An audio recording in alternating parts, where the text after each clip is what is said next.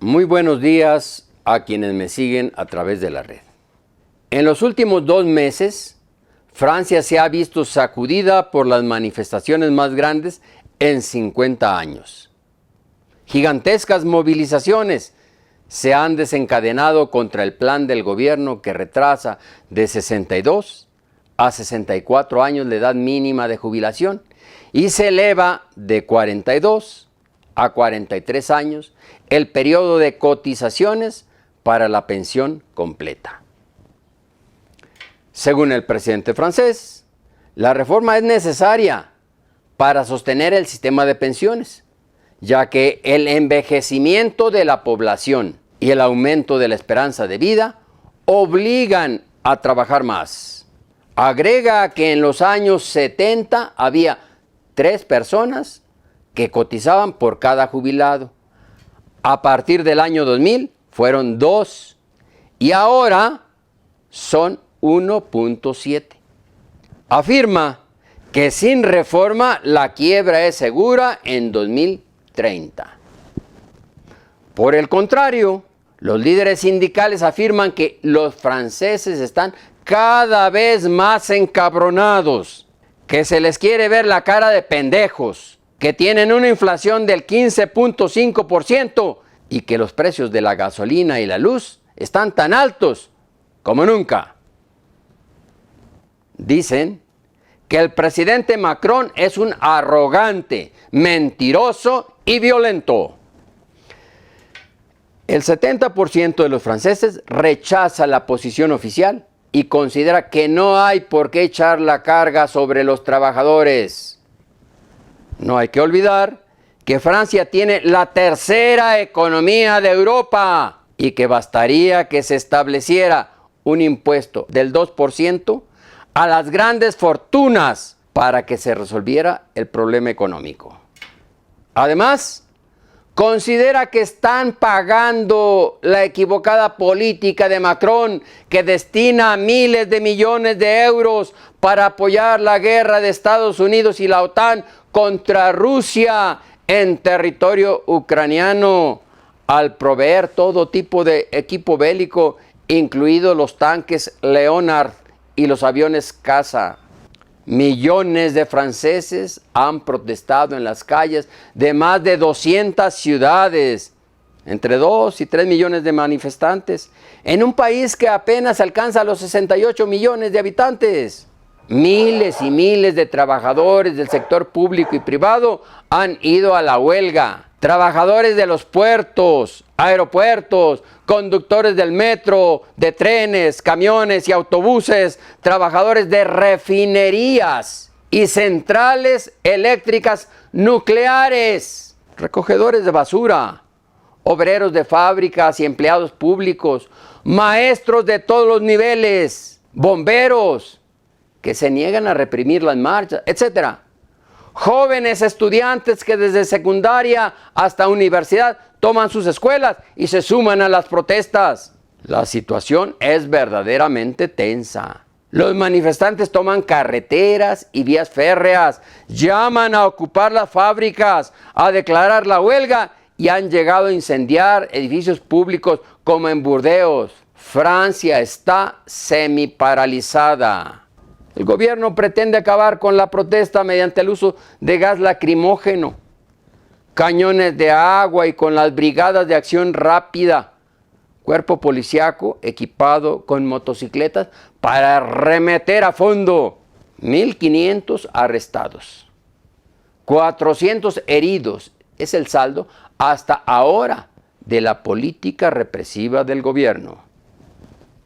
Macron aprobó su reforma por decreto, aplicando el artículo 49.3 de la Constitución, creado para situaciones excepcionales y de emergencia. Lo aprueba sin pasar por la Asamblea Nacional, donde no tiene mayoría. El asunto deberá resolverse en el Consejo Constitucional. La maniobra gubernamental incita a la protesta.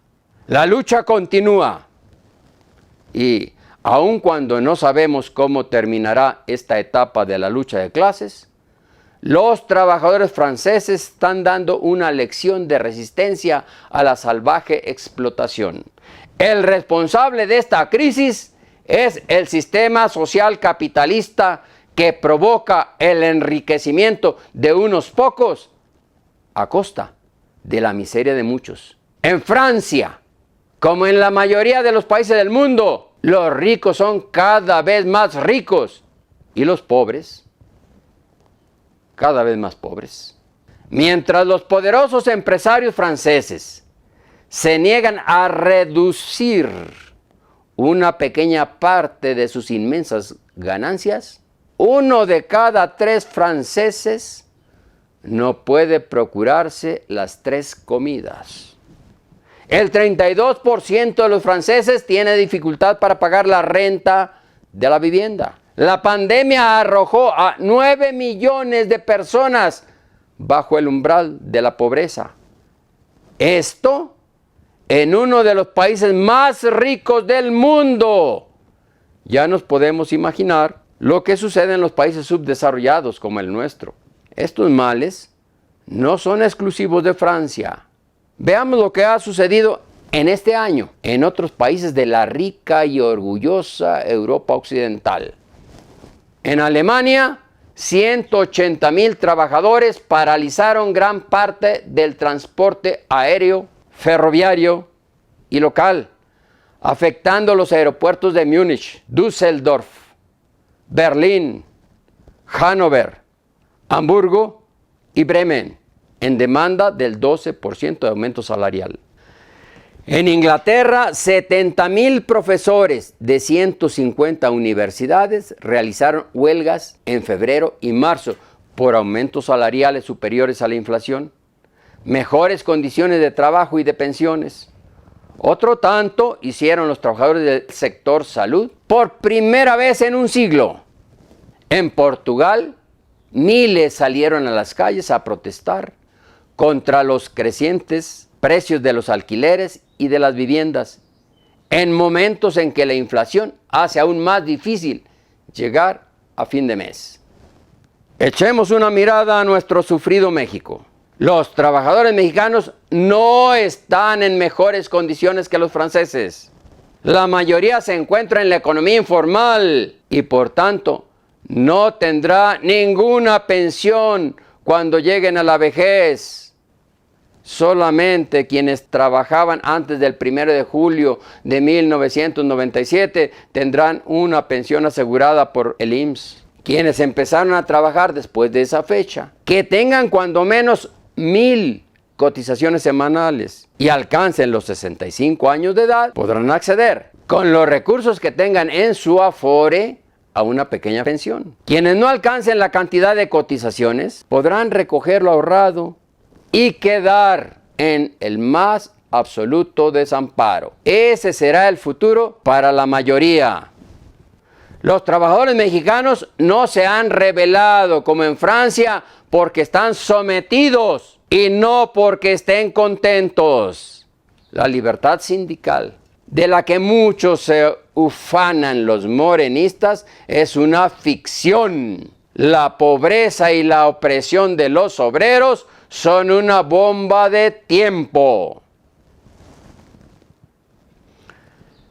La ley del IMSS, aprobada durante el gobierno de Ernesto Zedillo, es de corte neoliberal. Más neoliberal que la francesa. Permite que se le explote al trabajador hasta su último aliento y se le deja librado a su suerte los últimos años de su vida.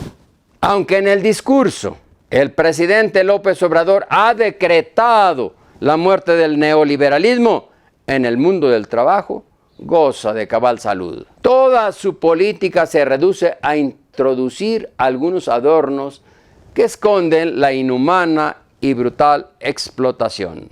El gobierno no se ha atrevido a revertir la reforma neoliberal de 1997 en materia de pensiones. No quiere molestar a sus verdaderos jefes, los grandes empresarios capitalistas de México y del mundo. La solución definitiva en Francia, en México y en el resto de los países capitalistas es acabar con el sistema de explotación que permite que los ricos sean cada vez más ricos y los pobres cada vez más pobres. Un mundo mejor es posible, conquistado mediante la unidad y la lucha de los trabajadores. Muchas gracias por su atención. Nos vemos en el próximo video. Que tengan buen día.